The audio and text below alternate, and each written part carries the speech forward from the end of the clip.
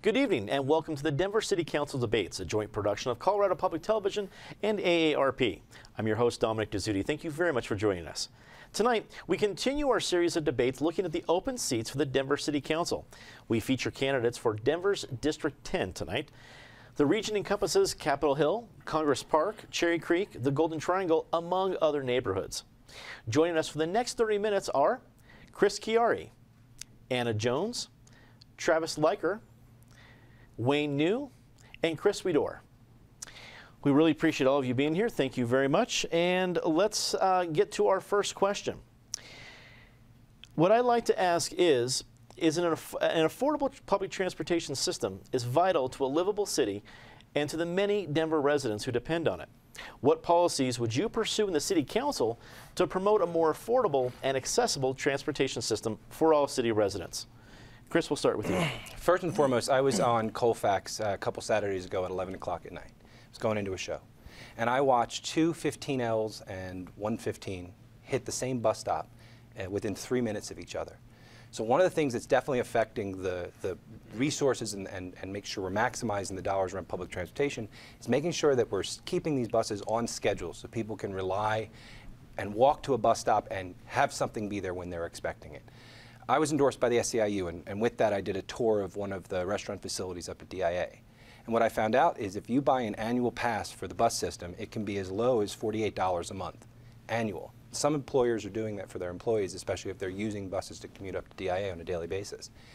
That means that there are really affordable, approachable ways to give people who are relying on our bus system as their primary source of transportation really affordable monthly rates.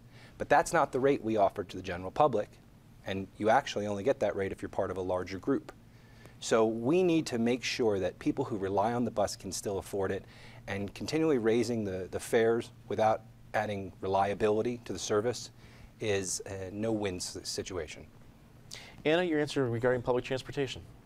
Well, you know, as RTD contemplates an increase in the rate of bus fares, it's fairly sizable, and it will really and truly impact people's lives.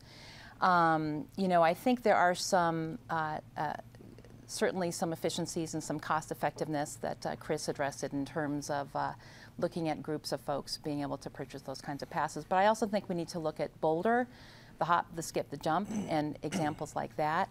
I've been working with folks in the Westwood neighborhood in Denver, and this increase is very topical for them. You know, a one-day pass is now going to be $5, and transfers are going to they're not going to exist any longer. So we need to really think about this for many of our folks who won't be able to live with that increase. And Travis. So one of the things that I'm concerned about is the way government works, and right now I think transportation is being planned, frankly speaking, in a silo, and we're not engaging the key stakeholders and constituency groups that we need to be having a conversation with. And then it feeds into this narrative that government doesn't work, and it doesn't work for all of us. And so what I think we need to tackle transportation and accessibility on a whole host of fronts.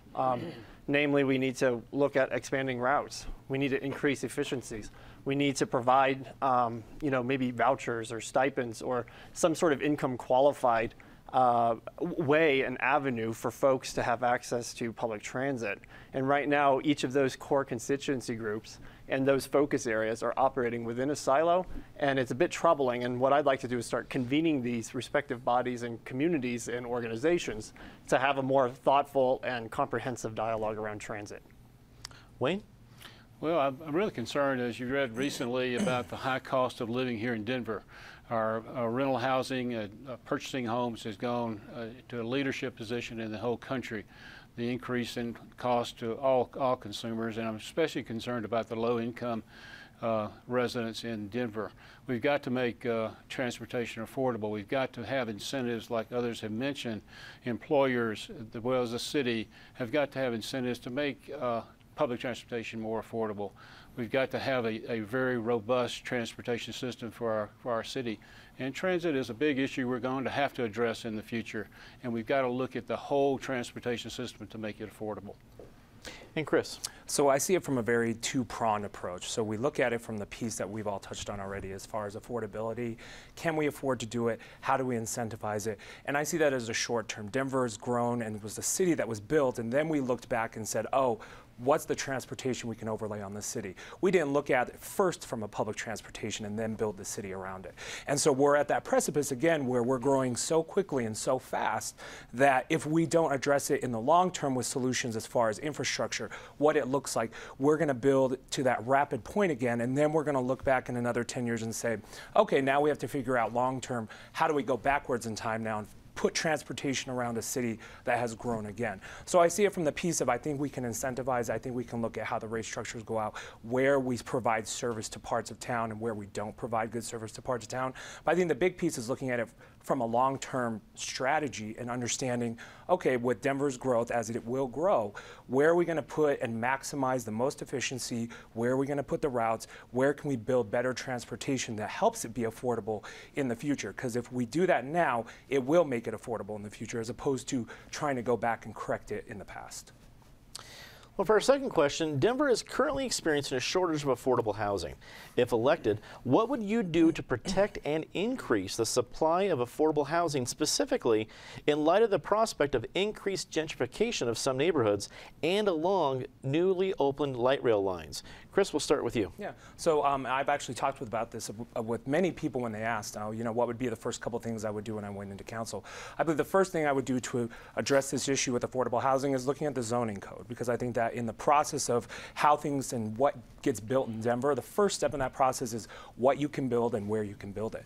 The second piece I would do specifically for affordable housing was to look at the inclusionary housing ordinance. So this is an ordinance that we put into place that said for if you build as a developer and come in and want to build 500-unit apartment building, X amount of those apartments have to be affordable. But we also built in a provision where they can buy out of that, they can opt out of that.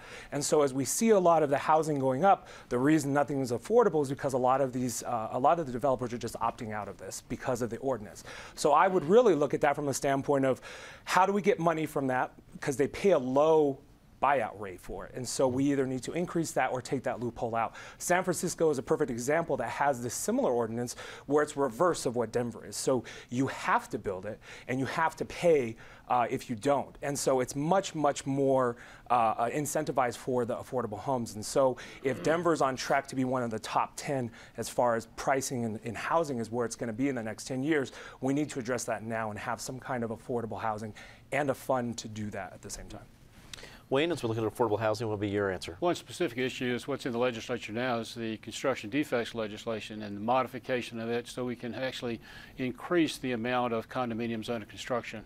We've got to protect the homeowner, there's no question about that, but also we've got to incentivize and make it easier to build more condominiums, lower price condominiums, all kinds of prices.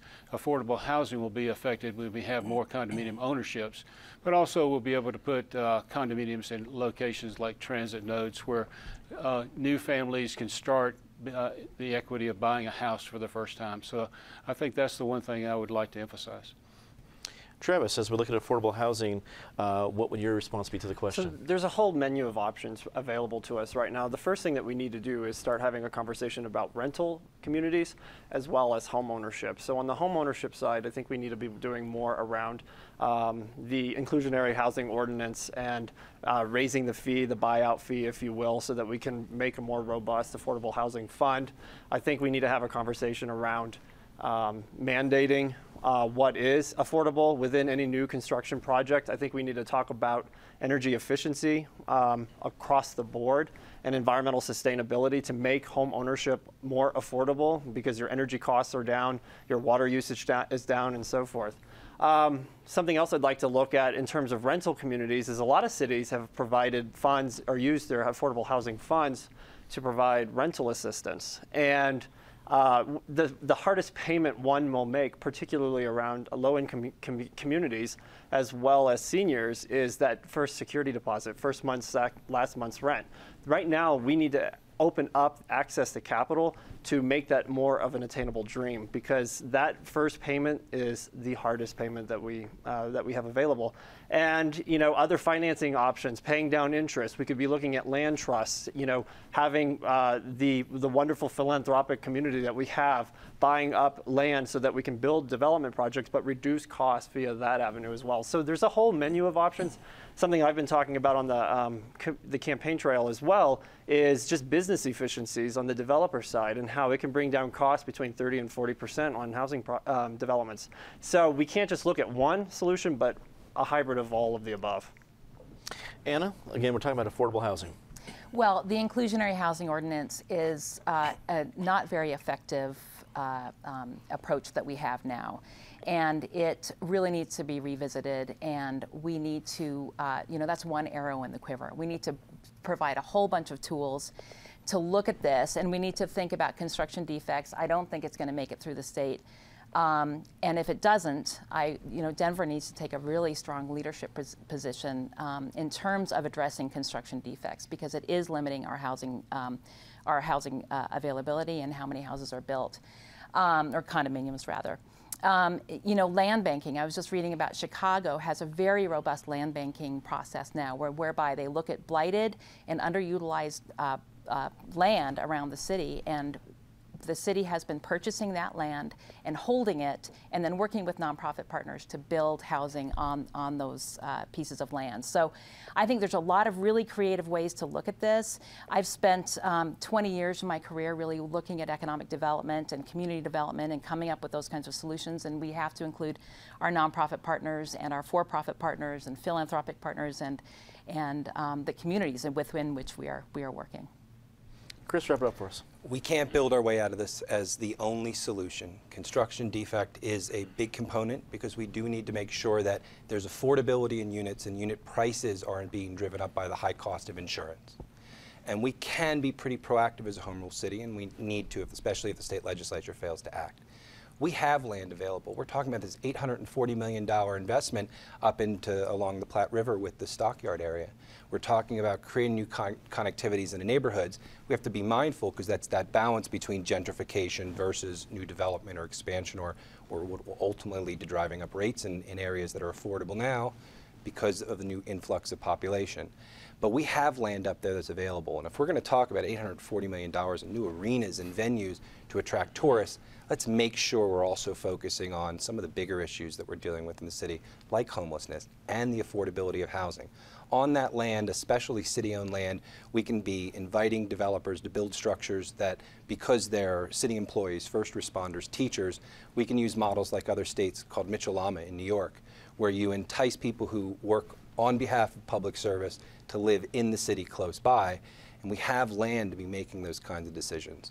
But look, one of the things that's affecting affordability, especially in entry-level units here in the city, is how attractive and appealing Denver is now to a national audience.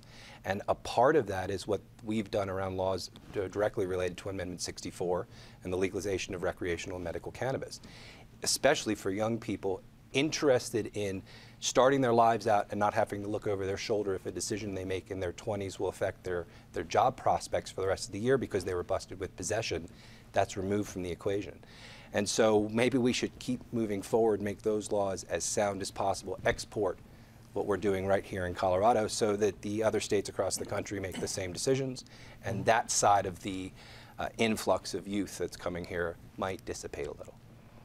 Let's get to our next question. I'd like to thank the Denver Commission on Aging for submitting this next one. What do you believe is the greatest barrier to older adults being able to age with dignity in their community? Travis, we'll kind of change up the order here. We'll start with you. Go ahead. So something that we have all been invited to speak with the folks at the Kavod community over in Cherry Creek to talk about some of the issues impacting that particular community. And it really shed a lot of light on how I'm thinking about senior issues, quality of life, and so forth. And the first thing that we had a conversation around was accessibility to government in general. Many folks had never even seen a city council person or their sitting city council person. And so there's a significant disconnect between council, its policy outputs, and its methodologies in terms of incorporating the citizenry around decision making.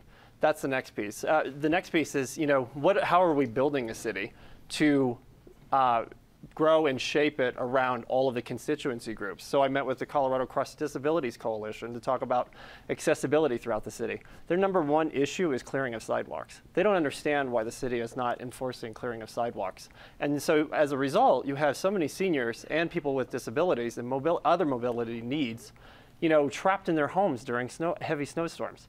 And that's not appropriate, and that's not fair. Meanwhile, we have, excessive forces out there ticketing people in their parking spots and so forth.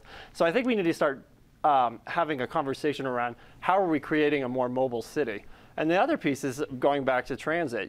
What kind of transportation infrastructure do we have in place to make the city more accessible? Public parks, cultural facilities, are they accessible? Can people get to them?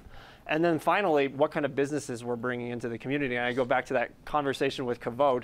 They're concerned about Safeway and Rite Aid leaving, and they're going to have no place to get affordable groceries and no place to get their medical care and their prescription drugs. And that's a problem. And we need to think about who we're bringing into the city and making sure that we're accommodating the needs of all communities. Wayne, again, we're addressing the aging with dignity here in Denver. Yeah. Well, it's very important to me that the city have a great respect for all citizens in our community, especially our senior citizens. I can remember an occasion where we were at City Council, had well over 100 residents there talking about an issue, and one of our City Council members said, well, all I see is old people out here. We said just a comment that really was inappropriate, and I think that it shows how we need to have a greater respect for senior citizens and all groups of citizens in our city. Pedestrian safety is a big issue with the senior citizens.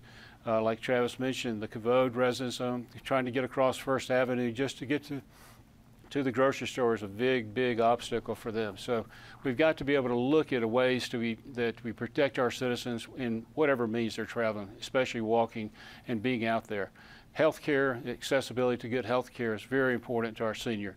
The bulk of our healthcare expense is spent on the senior population, and so we have to make sure that we have quality and accessible health care for them. Chris. This is actually a great topic of conversation that Dennis Gallagher and I had many times.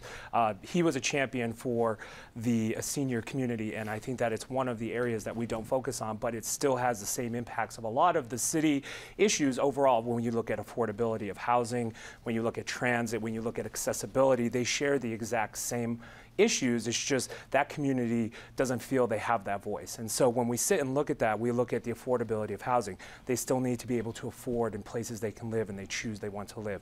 They need to look at, the first one of the amendments that was passed for senior citizens was a Gallagher amendment back in the day, which ensured that property taxes didn't go up to a certain percent so senior citizens would stay in their homes. And then when Tabor came along and made that mute, but that's still along the same lines of ensuring affordable housing in places where they can still live.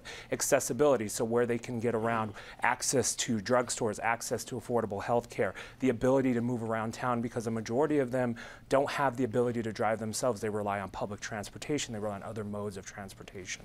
And so those are some of the issues that I think we need to look at, and not just look at it in a silo or in a vacuum where we say just one group of people. It involves everybody. And so I think when we look at these policies, when we look at them in the future, we shouldn't look at them as a segment, what is Denver, what is the senior, it's all of the community, it's all of Denver, it's all of District 10.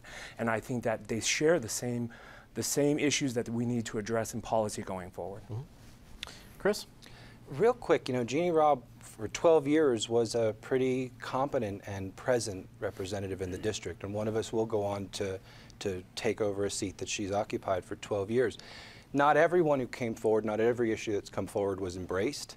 And I'm certain that each of us probably bring a different perspective. I know I do. I want to reach out in the neighborhoods and organize around issues like development and the transportation, parking, and congestion frustrations that we all deal with. And that speaks into aging with dignity.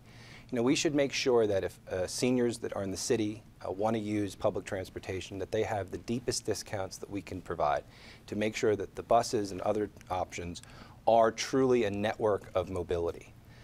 We all did go down to the Covad Center, and it's true, they're thinking of, they haven't renewed the lease yet of the one supermarket that's currently there. Rite Aid's leaving. And for that community and that housing unit, there really is a strong desire to maintain something that's consistent. we need to think about pedestrian safety all across the city and what we can do to make it safer to cross Colfax for children at East High School. We can do to make sure that an older population down on First can also have the time they need to get across Steele. Aging with dignity is every single side, from the cultural items that we have and the ways that people can interact here in the city. This is a major metropolis. It's not just attracted to the young people I was talking about before, it's attracted to people that are looking to retire. And it's a city that's appealing to that because we've addressed a number of the things that we need, but going forward, how we build and how we make sure that sidewalks are wide enough so you don't feel like you're bumping up against a wall with row after row of parking on the other side needs to be part of that equation. And I think as we move forward, developing a city that's walk-friendly, bike-friendly, that has a good network of public transportation, that gives people access to those resources, that's how we let people, all of us, age with grace here in Denver. Okay. Anna? Well, I mean, the great thing about District 10, of course, is that it's so diverse and in every way, including in age. And, you know, one thing I read recently was that 150 Coloradans a day are turning 65 years old, which I found very interesting. And I think there's really three considerations. One is sort of the physical environment in which we live. You know, I think we all want a walkable community, and we want transportation that works for everybody. I think that you know, things like low floor level boarding, so you don't have to walk upstairs in a bus. I know RTD is thinking about that and addressing that. Bike lanes, getting bikes off of sidewalks. You know, bike lanes are for bikes, but they're also for everybody else, so that they can be moving in the appropriate places and not startling people behind them. Sidewalk networks, you know, sidewalk networks is really basic, but we need sidewalks to work, and they need to go places where you can get. And just a community that feels like it is inclusive of everybody. And then access to services, you know, everybody's mentioned Kavod and the Rite Aid disappearing, and you know, it seems like there's a lot of really good and clever ways that we can use technology. Smartphones, talking to your doctor on FaceTime, perhaps, you know, if you had an abrasion or a bruise, you could maybe just talk to your doctor that way and determine whether or not you actually need to get up and go to the doctor's office. I think with the Rite Aid going away, can we think of a kiosk, or can we think of you know, other sort of creative ways that we can address some of those issues? And then, you know, of course, housing, you know, this whole notion of housing. Half of the retired folks who are moving to Denver are following their kids who live here. And so they're going to need housing that works. And if you're coming from Michigan, that doesn't really work all that well, probably. So how do we think about, you know, again, thinking about tax credits, making them more available and easier to use? Zoning. There's a new retirement complex that was built downtown that was that has a large affordability component. And that was mandated through the zoning. So what are those tools? How can we be creative? And how can we address people of all ages in our community? Well, in the studio, half an hour goes by very quickly, so we're already to the point to the closing statements. What we've done is we're going to ask each of our candidates to give us 30 seconds for a closing statement. Before we began taping, we drew numbers out of a hat, to be fair. The order, we swear, we drew them out of a hat, even though the order came up pretty clear. Chris Chiari, you are our very first 30-second closing statement. Thank you. I'm Chris Chiari. I'm running to build consensus between the demand for growth and the strong desire to preserve and protect communities here in District 10. We're the heart of the city. We are a city that's growing, but we need to grow with neighborhood participation. I'm running with a plan to use our neighborhood plans as an organizing tool to make sure every one of us has a voice in the future of where this city goes and grows. I support things like a rail car on Colfax over bus rapid transit, and I want to make sure that we as communities have a focused, organized, and inclusive voice in the future of our city. I'm Chris Chiari. I'm asking for your vote and for your support. Thank you. Anna Jones, you're up next. I'm Anna Jones, and I have been working for the better part of the last 2 decades on community and economic development. And my work is really focused on balancing economic development and vitality with quality of life. So I've been looking at neighborhoods and business districts and corridors and how do they all come together and strengthen one another. I have, through my experience, I have lots of tools to draw from and understand the complexities of public and private partnerships and really how to implement change. And I want to bring that experience here to District 10. Thank you very much, Anna. Travis Leiker, you're up next. So my name is Travis Leiker, and I want to ask for your vote on May 5th, because when I have conversations throughout District 10, people feel disconnected, disengaged, and disenchanted with their city government. And I like to cite Robert Kennedy a lot on the campaign trail. Politics is the art of the possible, and it's time for us to have new faith, a renewed vision, and renewed hope in the city and county of Denver, particularly around our city government. Again, Travis Leiker, running for Denver City Council, and I hope to have your support. Thank you very much, Travis. Chris C. Widor, you drew next. My name is Chris Widor, and I am running as a public servant who works for you and has done so for the past 6 years in the Denver Auditor's Office. I'm the person who brings the balanced and objective approach and the nationally awarded recognized experience while doing it in an independent fashion that represents everyone in this district. As I walk and talk with folks throughout the neighborhood, the one thing we hear now is, what is it that separates all the candidates? And it's the experience who can objectively sit in front of the people in council and represent you fairly and objectively. And I will do that on City Council the same way I've done it for the past 6 years as a public servant on City Council for you. Thanks. And Wayne New, you're our last closing statement. Okay. Go ahead. Thank you. I'm Wayne New. I'm a proven candidate for representing our neighborhoods and residents. For over 2 decades, I've worked with planning and development and making sure there's a balance between the growth and development in our areas as well as the quality of life we enjoy in our neighborhoods. I've been a strong voice for our neighborhoods. I've also have a children's hospital background, a professional background that brings public service, good business experience to represent our neighborhoods. I'd like to be your voice and appreciate the opportunity and appreciate your vote. Thank you. Well, that is all the time we have for our look at the Denver City Council race in District 10. I'd like to thank all of our candidates for joining us: Chris Chiari, Anna Jones, Travis Leiker, Wayne New, and Chris Widor. Thank you for tuning in. Stick around to hear from the candidates running for District 11 coming up next at 7:30 p.m. For everyone here at Colorado Public Television and at AARP, I'm Dominic Dezzutti. Thank you very much for watching.